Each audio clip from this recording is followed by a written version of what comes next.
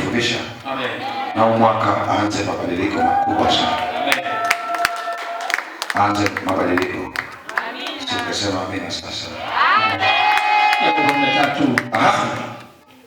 Hata muomba wala hampati.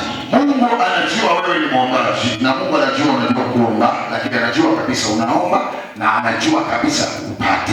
Anajua kabisa wewe ni muombaji na kile unachokiomba upati. Yaani ndio wewe unaelewa. Yaani Mungu anajua wewe ni muombaji. Safi. Lakini anajua kabisa wewe haupati, anaelewa. Yote anajua. Unaomba anajua. Haupati anajua. Anasema hata maomba wala hampati. Yaani anajua kabisa wewe ni muombaji, hapo anajua upati. I say, Mungu anajua kabisa wewe ni muombaji na anajua upati. Sasa kumbe nikisema hata katika Yesu anasikia ndio. Na anaona sibadiliki, siyapati, anajua. Anasema kwa nini upati? Anasema kwa sababu unaomba vibaya.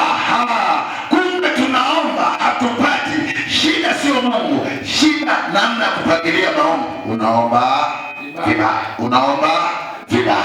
Okay, tunataka tujue sasa kuomba kwetu vibaya ni kuomba kwa namna gani?